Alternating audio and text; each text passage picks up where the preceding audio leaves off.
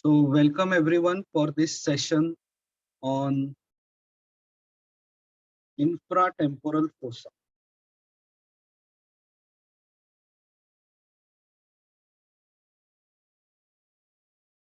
In the norma lateralis, of the skull, you must have seen the zygomatic arch going like this. And then here you must have seen the temporal lines. So this part over here below the temporal lines is the temporal fossa,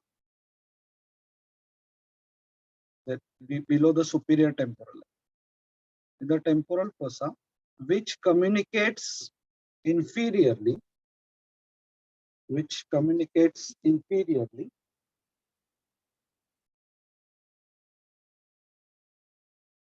like this.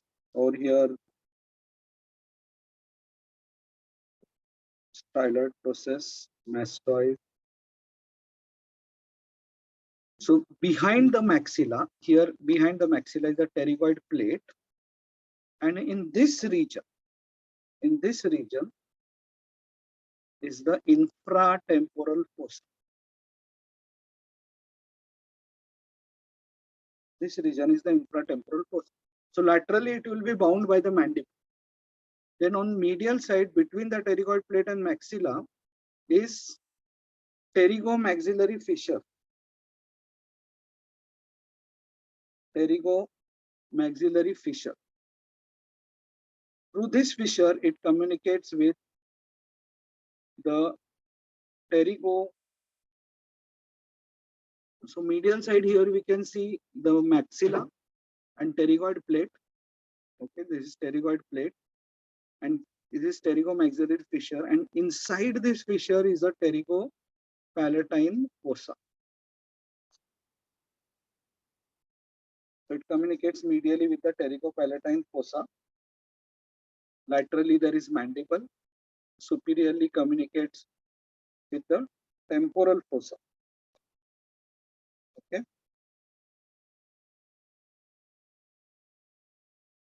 So it communicates. What are the contents of the infratemporal fossa? Contents. One is muscles of mastication.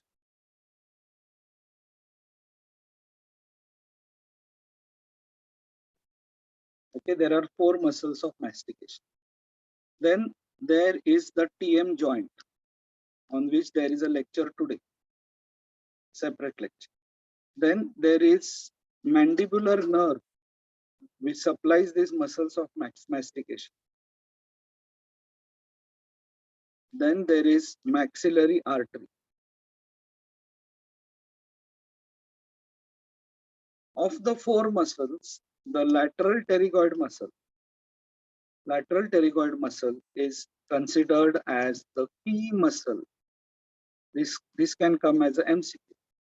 This is considered as the key muscle of infratemporal fossa, because many relations are around this.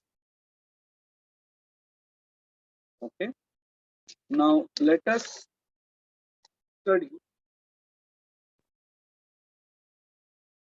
study each muscles of mastication. These muscles of mastication will be again taught to you in today's lecture, but I'm just, so it will be kind of a revision for you. So let us start with masseter. Now, masseter, if you see, suppose this is the zygomatic arch. Zygomatic arch is divided into anterior 2/3, and posterior 1/3. And below down here is the mandible. So there are superficial fibers, and all of us know that near the angle of mandible, the masseter is inserted. So these are the superficial fibers, which are from the anterior 2/3. From the posterior 1/3 are the deep fibers.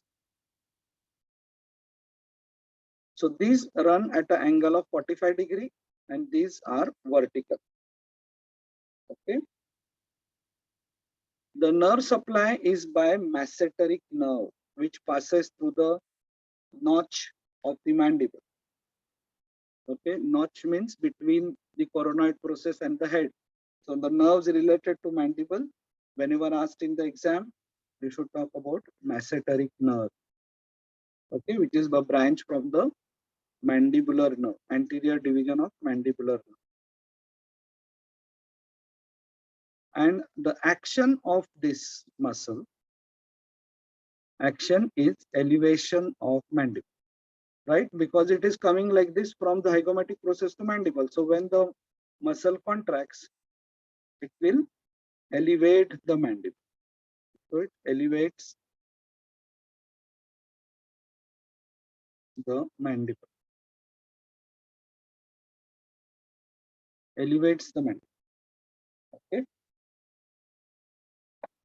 So I'm dividing this page into 4 parts so that we can study the 4 muscles of mastication.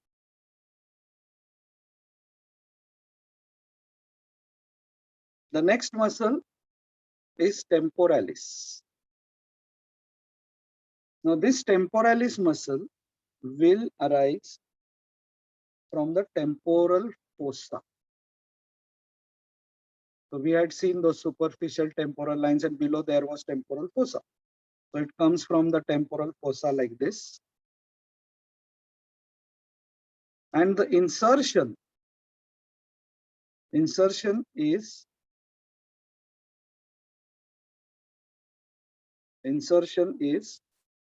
so this is the mandible, this is the body and this is the ramus, this is the coronoid process. So the insertion is on the coronoid process. But if you see the fibers,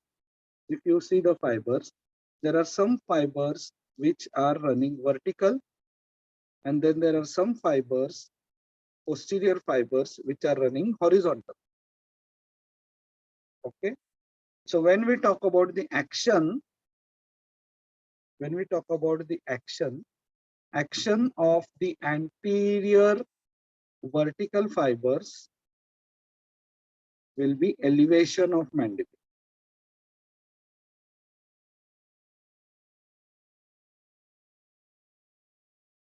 And action of posterior horizontal fibers will be retraction of mandible. Rather, you should remember that this is the only muscle which causes retraction of mandible. Most of the muscles, the medial pterygoid, lateral pterygoid, they cause protraction of the mandible, bring the chin forwards, while this muscle causes retraction of the mandible. Okay, the nerve supply is by the deep temporal nerve. The nerve supply is by deep temporal nerves, and this deep temporal nerve arises from the anterior branch of mandibular nerve.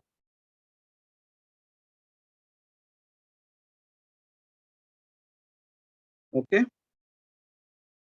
and then there is a temporal fascia which covers this temporalis. Now let us talk about the next muscle, and that is the lateral pterygoid muscle. T is silent. Okay, lateral pterygoid muscle. Now this lateral pterygoid muscle and medial pterygoid muscle, they arise from, they have, both of them have 2 heads.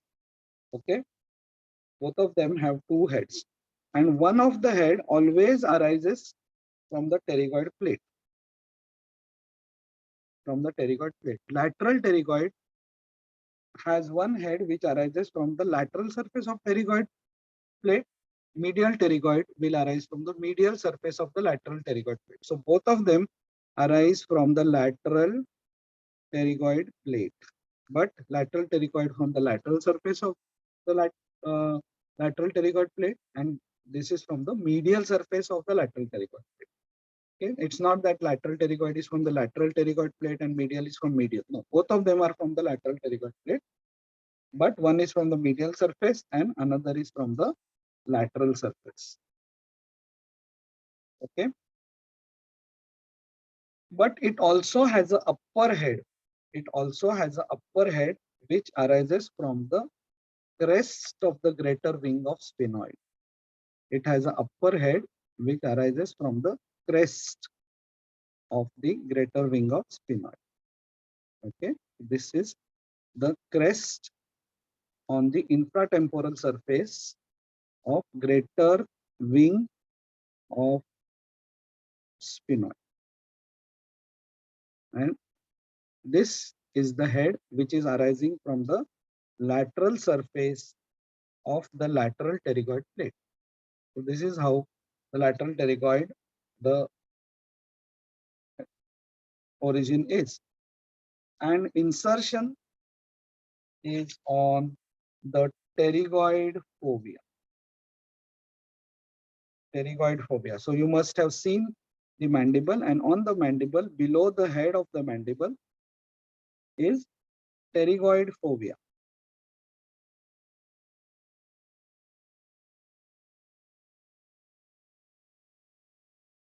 Pterygoid fovea. So on this pterygoid fovea, the fibers are inserted. It is also inserted on the anterior margin of the articular disc capsule of the. Then the nerve supply is by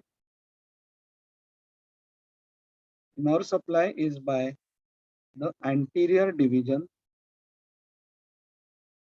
of mandibular nerve.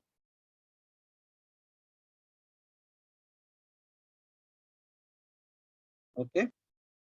Now, the most interesting part is the action. What is the action of lateral pterygoid? Lateral pterygoid is the only muscle amongst these four, only muscle amongst these four, which depresses the mandible. But apart from this, there are other muscles like anterior belly of bagastric, okay, then geniohyoid. So they also depress the mandible. But amongst the muscles of mastication, this is the only muscle which depresses the mandible. Okay. Then it also causes protraction along with medial pterygoid and side to side chewing, causes side to side chewing of the movements along with medial pterygoid. So these actions are along with the medial pterygoid, along with medial pterygoid. So the lateral pterygoid arises from the crest on the infratemporal surface of the greater wing of spheroid and lateral surface of the lateral pterygoid plate, and insertion is on the pterygoid fovea.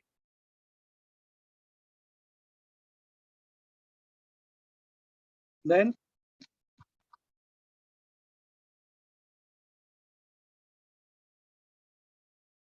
medial pterygoid. The medial pterygoid will arise from the medial surface. It will arise from the, it will also arise from the lateral pterygoid plate, but it will arise from the, suppose this is the lateral pterygoid plate, but it will arise from the medial surface, and the fibers go down like this to get inserted on the mandible, exactly like masseter, but on the inner side, on the angle of mandible. But it has an additional head which comes from the maxilla. An additional head which is coming from the maxilla. Okay. So this additional head comes from the tuberosity of maxilla. So there is one head coming from medial surface of lateral pterygoid plate, and there is other head coming from tuberosity of maxilla. and the insertion is on the inner side. It is on the inner side of mandible, below the mandibular foramen, below the mylohyoid group. The nerve supply is by the nerve to medial pterygoid. Nerve to medial pterygoid. Now this does all these three other muscles. The nerve was arising from the anterior branch of the mandibular nerve. Here the nerve arises from the trunk. This arises from the trunk of mandibular nerve. Okay, and its actions are: one, elevates the mandible; two, protrusion of mandible.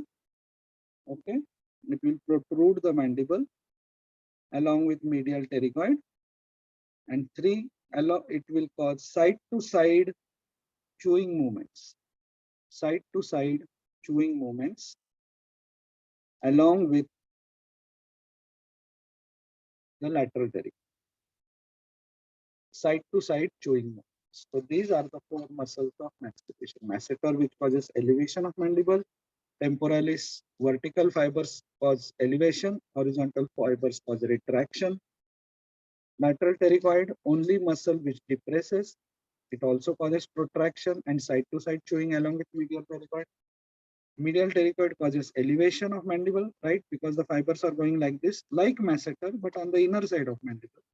Causes protraction and side to side chewing.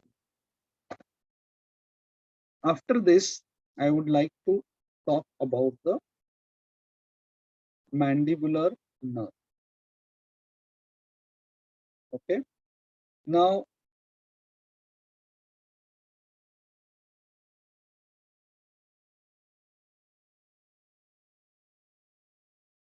mandibular nerve. Now, mandibular nerve is both motor and sensory.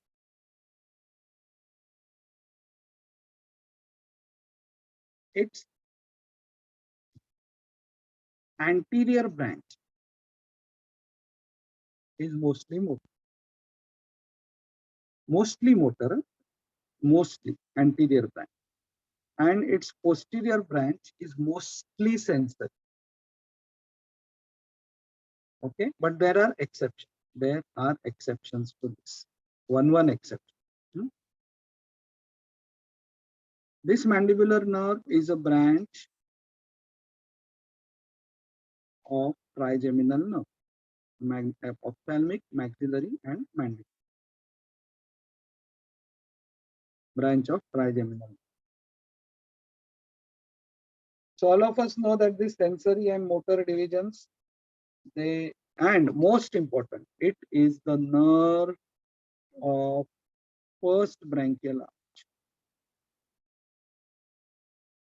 Nerve of first branchial arch. So it will supply all the 8 muscles arising from the first branchial arch. So it arises in the middle cranial fossa. It starts in the middle cranial fossa as sensory and motor root, and they unite with each other. It starts in the middle cranial fossa. Okay. And the sensory and motor root, they unite with each other, and then they pass just below the foramen ovale, and then they pass through the near the foramen ovale, and then they pass through the foramen ovale. Okay. And the main trunk, so suppose this is the foramen ovale, the sensory and motor root, they pass like this, just unite, and the main trunk will lie in the infratemporal fossa. Okay, so this is middle cranial fossa. Okay, this is middle cranial fossa, this region, and this is foramen ovale. So it passes through foramen ovale. This is the main trunk, and then divides into anterior and posterior branch. So this is the anterior branch, this is the posterior branch, and this is foramen ovale. The male structures pass through it, and male is the mandibular nerve. Okay. Behind this is foramen spinosum. Behind this is foramen spinosum and the nervus spinosus. Nervus spinosus is the nerve which arises from the mandibular nerve, and it goes inside the middle cranial fossa to supply the meninges of the middle cranial fossa. It passes through the foramen spinosum. So this is foramen spinosum, and this is the nervus spinosus. So when we talk about the structures passing through foramen spinosum, we say nervus spinosus. Nervus spinosus supplies the meninges in the middle cranial fossa. Also arising from the trunk is nerve to medial pterygoid. So all other three nerves, they arise from the anterior. Nerve to medial pterygoid, it will arise from the trunk, main trunk. Nerve to the medial pterygoid. Medial pterygoid. This nerve to medial pterygoid will also have two more branches. Two more branches. Nerve to tensor tensor tympani. Nerve to tensor tympani. Nerve to tensor palatal.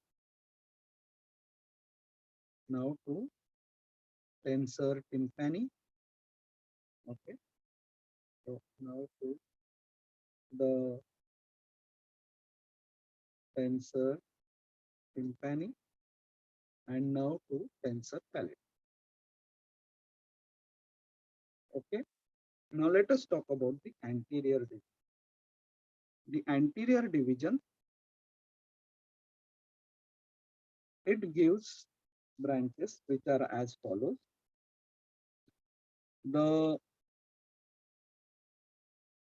It will supply the three muscles of mastication. Okay. And the branches will be as follows. One, the masseteric nerve.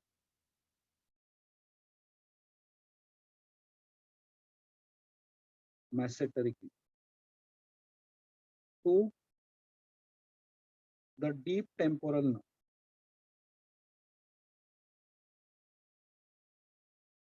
Three, nerve to lateral pterygoid. That means the three out of the four muscles, the nerve to medial pterygoid arises from the trunk, while masseteric nerve, deep temporal nerves, and nerve to medial lateral pterygoid, they arise from the anterior trunk, and then anterior trunk continues down as buccal nerve. It continues down as buccal nerve.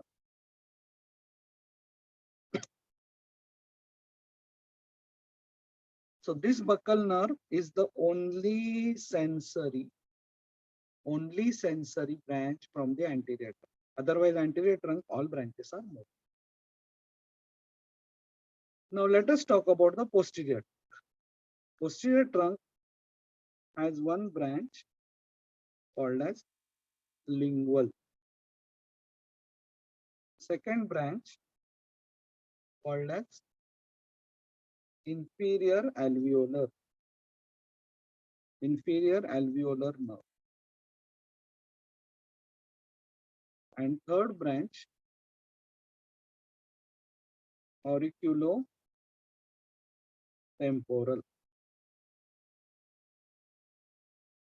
This auriculotemporal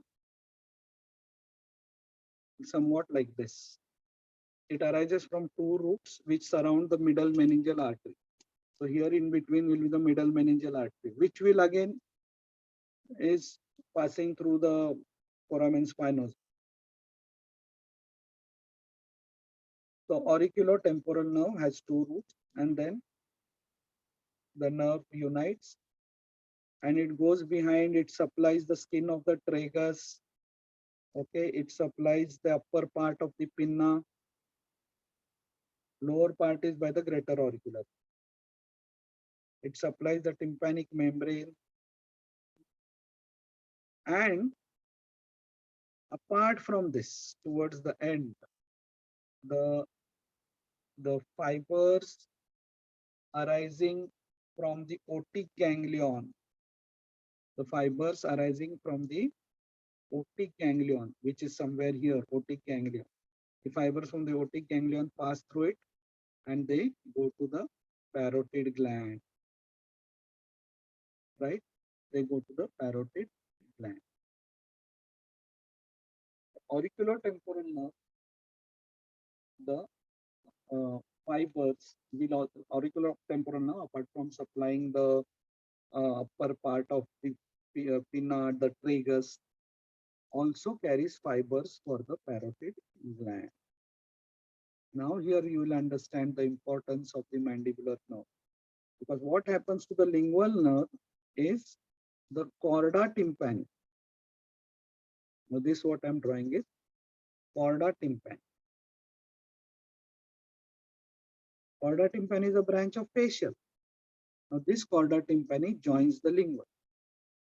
Now what does chorda tympani carry? Chorda tympani, which is a branch from the facial, it is carrying fibers for the submandibular gland, sublingual gland.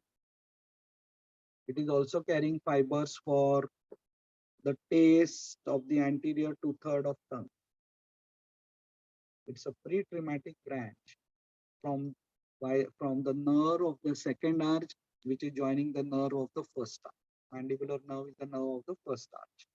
So any branch which is arising from the second arch and supplying the area of the first arch is called as pre-traumatic branch. So this is a pre-traumatic branch, chorda tympani, a pre-traumatic branch of the nerve of the second arch, which is facial, and is joining the nerve of the first arch to supply the area of the first arch. So lingual nerve. Chorda tympani joins lingual. Now lingual itself will supply the general sensations of anterior two-third of tongue. Of anterior two-third of tongue will be by, but because it has chorda tympani also, chorda tympani will take care of the taste of the anterior two. Lingual is for general sensation of anterior two-third, chorda tympani is for taste of anterior two-third, submandibular gland and sublingual. That means the posterior division of the mandibular nerve is supplying parotid, carrying fibers from the otic ganglion, and it is supplying submandibular sublingual by carrying fibers of the chorda tympani. It is entirely supplying our salivatory system. Now let us talk about the inferior alveolar nerve. It is the nerve which passes through the mandibular foramen and comes out as mental nerve. But before it passes through the, and it supplies all our lower teeth.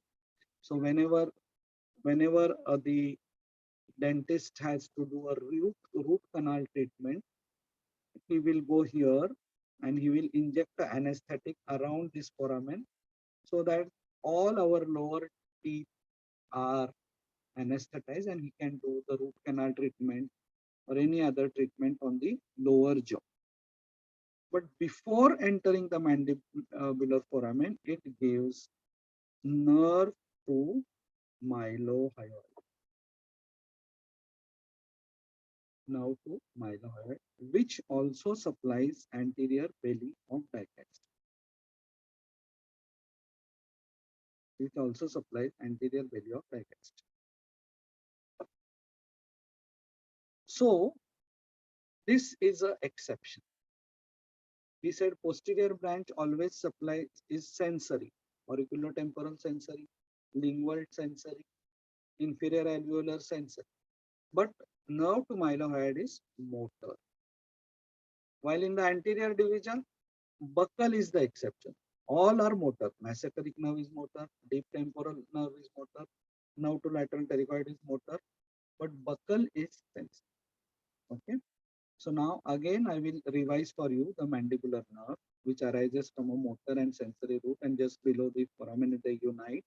It passes through the foramen ovale, and from the main trunk arises nervus spinosus, which through foramen spinosum goes in the middle cranial fossa. Then there is now to medial pterygoid. From the now to medial pterygoid arises now to tensor tympani and tensor pallid.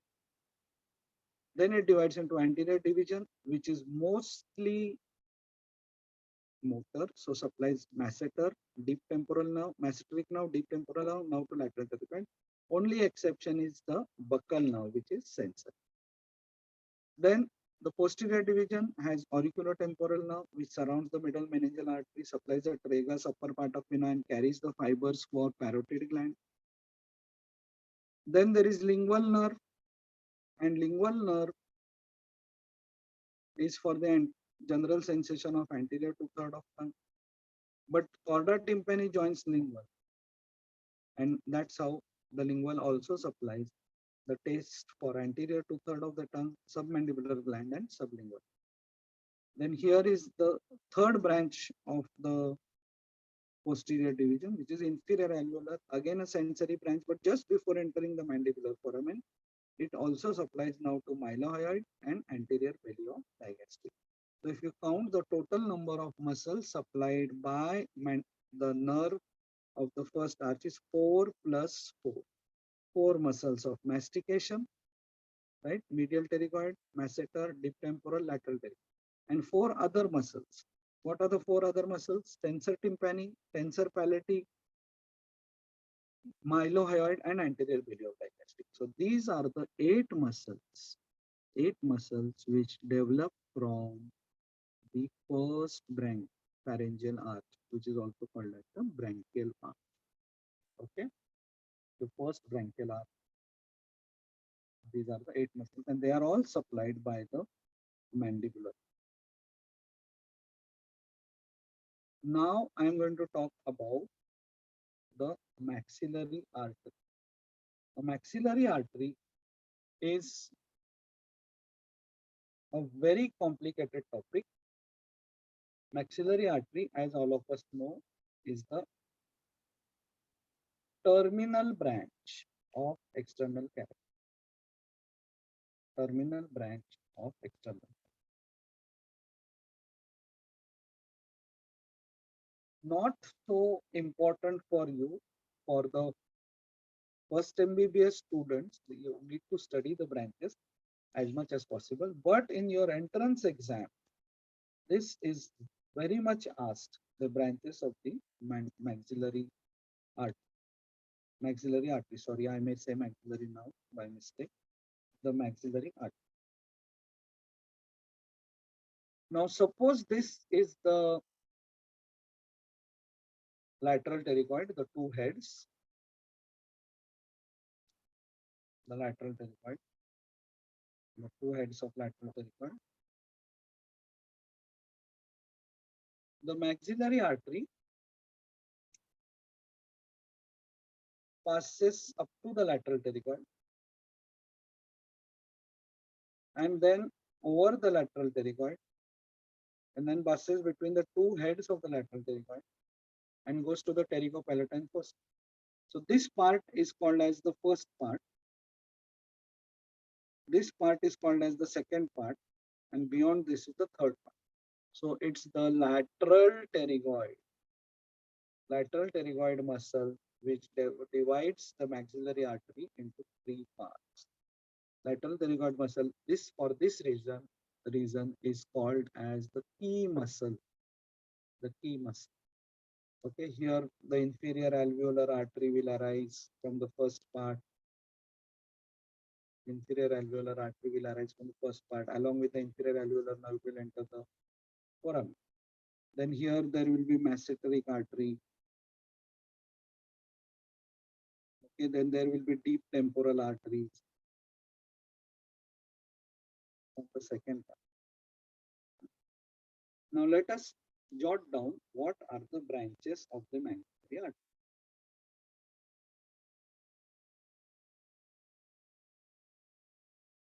It's a very complicated, very difficult to remember. Right now, you don't worry about by hearting it, but eventually you should know this, the branches. Deep auricular artery. Okay, it supplies the tympanic membrane, external auditory meatus. Okay. Then anterior tympanic artery. It will again supply the tympanic membrane. Here comes why maxillary artery is important. Middle meningeal artery. Okay, so this middle meningeal artery is very important. It passes inside the skull and to foramen spinosum, an accessory meningeal artery. Now this will pass through foramen ovale. So this passes through foramen spinosum, this passes through foramen ovale. And fifth is inferior alveolar artery, which passes through mandibular foramen. So by now you must have started realizing that out of these five, at least these three are very important for us to know. So these are the branches of the first part. Now let us see what are the branches of the second part. Second part branches are very easy to remember and if you know the muscles of mastication. So you have to just write deep temporal branches, then pterygoid branches, then the buccal branch.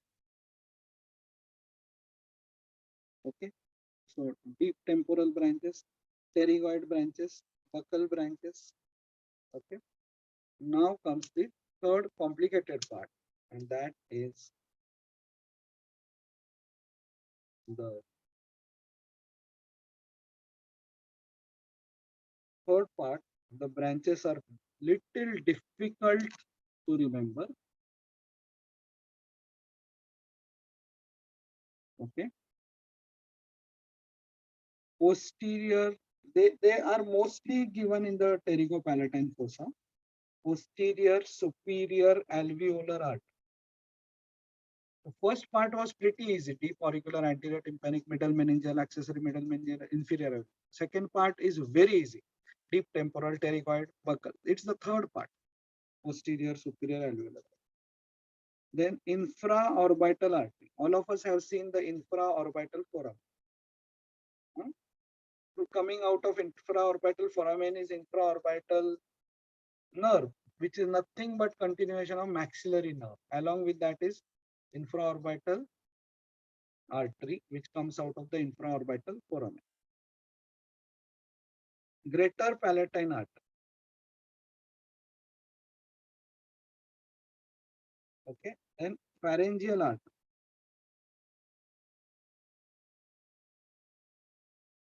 Then artery to pterygoid canal.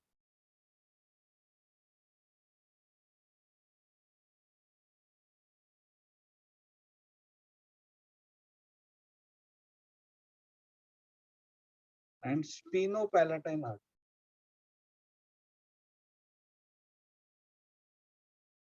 All of us have studied the nerve to pterygoid canal. So artery to pterygoid canal comes from the third part. Pharyngeal artery. Now, this may appear a little difficult to you, but when you study the pterygopalatine fossa, there are nerves arising of the similar name from the pterygopalatine ganglion. Okay, so that is the time it will be little easy for you to remember. At least right now, first part and second part, the branches you try to remember. The next lecture for you is on the TM joint. Okay, and because I have 15 minutes for you, I'll orient you about the TM joint so that it will be very easy for you to understand the lecture also. Now, what are the articular surfaces of the TM joint? Once